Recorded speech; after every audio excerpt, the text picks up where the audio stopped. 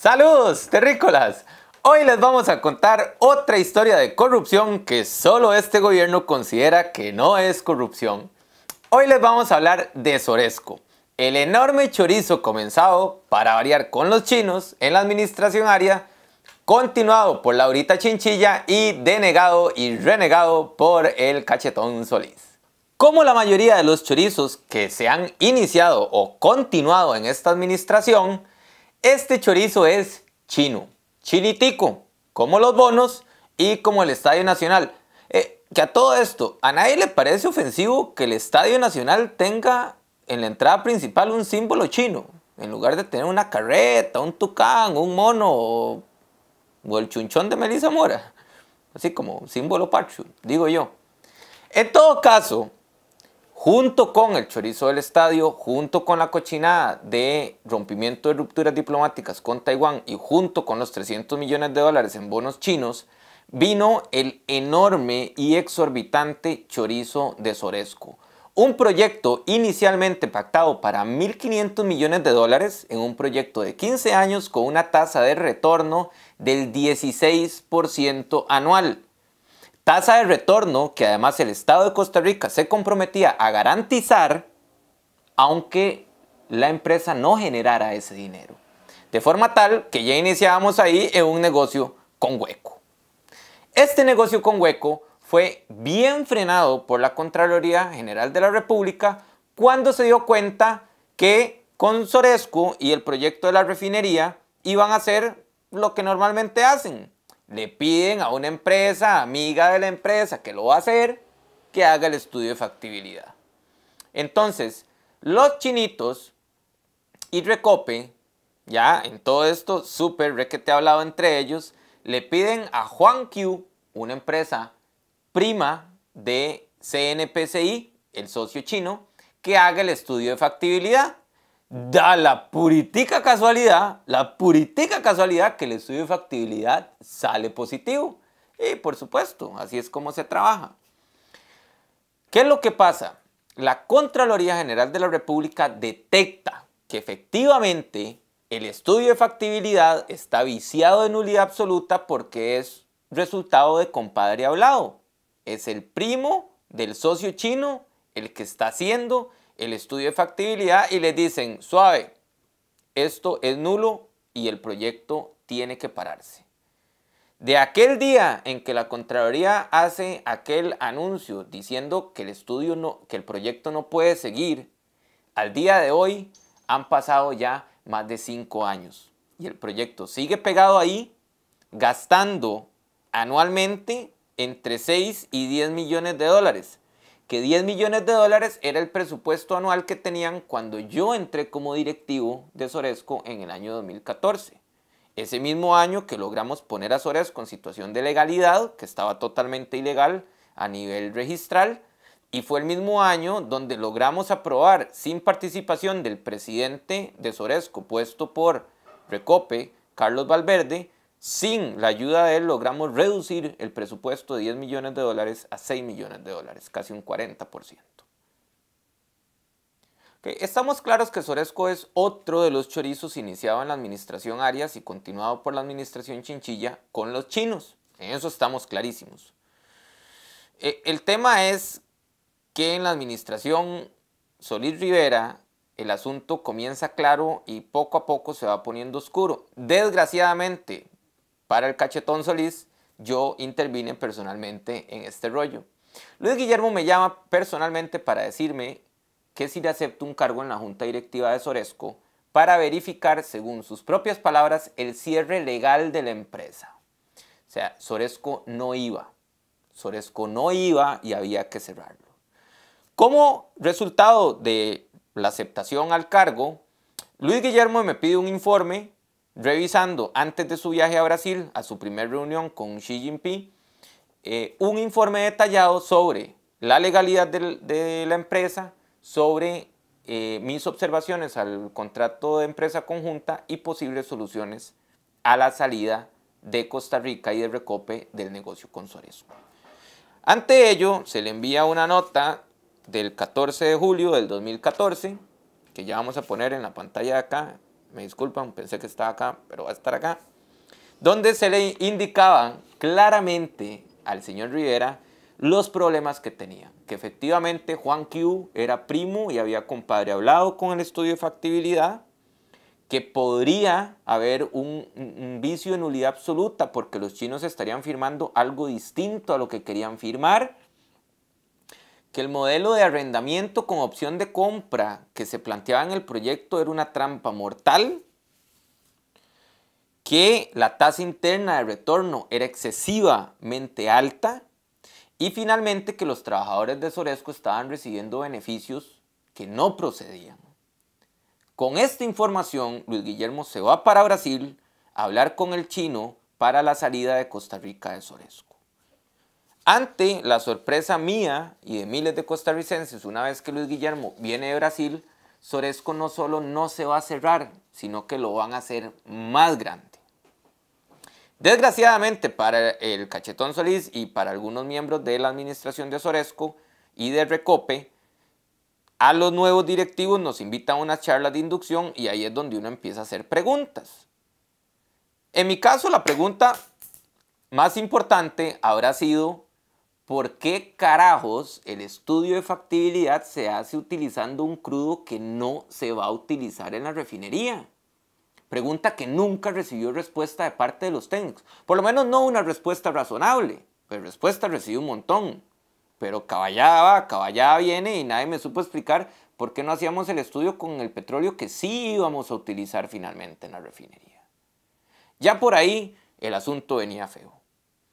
Se empiezan a mover las cosas en Recope, en la junta directiva, de una manera oscura. Carlos Valverde, directivo de Recope y presidente de Soresco en aquella época, con una conducta realmente incomprensible, no se presentaba a Soresco. Después nos vinimos a enterar que este mismo señor había sido despedido de Recope por hablar en contra de Soresco y casualmente lo nombran de presidente de Soresco. Qué raro, ¿verdad, Luis? Y haciendo cosillas. A partir de ahí, en julio del 2014, se le envían 2, 3, 4, 5, 6 correos desde julio hasta septiembre del 2014, solicitándole al presidente Solís reuniones para hablar sobre la situación de Soresco y el desgaste diplomático que se estaba haciendo. Ninguna de estos correos y ninguna de estas solicitudes para reunión tuvo efecto. Si hubiera sido Juan Carlos Bolaños me hubiera dado todas las citas seguramente, pero a mí como pinche directivo de Soresco no me dio ninguna. Y digo pinche directivo de un negocito de 1.500 millones de dólares, no un chorizo de 30 como el asunto del cemento. Incluso en una de estas notas se le indica al presidente Solís, luego de la sesión de junta directiva en Beijing, que los chinos no aceptaban un nuevo estudio de factibilidad, que lo único que aceptaban era en bajar un 1% la tasa interna de retorno a un 15% del 16% en el que se había pactado, y que si eso no pasaba, los chinos nos querían llevar a arbitraje. Y aquí es donde está el chorizo más grande, porque ese arbitraje es ilegal. Aquí es donde vamos a pasar a desenredar el asunto. El problema con este arbitraje es que no tiene sustento jurídico. ¿Cómo es así? Bueno, el acuerdo de empresa conjunta tiene dos cláusulas fundamentales para nuestros efectos. La 7.07, que refiere a situación de punto muerto, que es cuando las partes en 2 reuniones consecutivas no logran ponerse de acuerdo, que ordena dar por finalizado el negocio si eso sucede.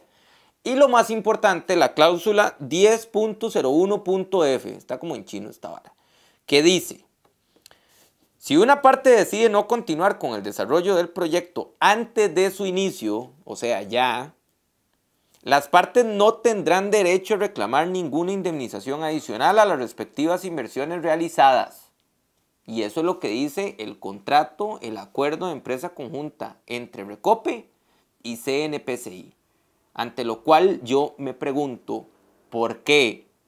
¿Por qué, don Luis Guillermo? ¿Por qué Sara Salazar? ¿Por qué el resto de junta directiva de Recope?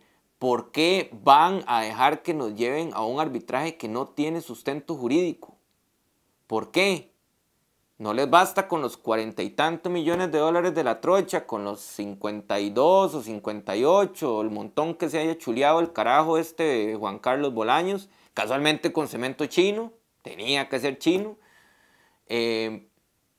¿Por qué? ¿Por qué nos van a mandar a un arbitraje como país a pagar otra vez una millonada que no tenemos por qué pagar? ¿Por qué?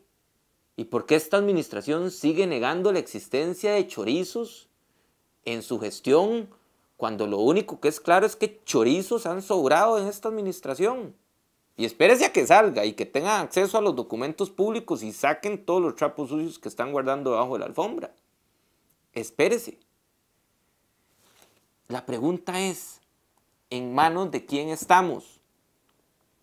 ¿Por qué Luis Guillermo entra a este gobierno con la intención de cerrar Soresco? Vuelve de Brasil con la intención de no cerrarlo y hacerlo más grande. Se da cuenta que no se va a mover la decisión de la Contraloría, que se perdió el juicio en la sede contencioso administrativo y que sin un nuevo estudio de factibilidad ese proyecto no se puede hacer. Estudio que además sería imparcial y no por un compadre hablado. Situación que los chinos dejaron clarísimo que no iban a aceptar y Luis Guillermo hace 3 años hizo oídos sordos. Y el problema es este.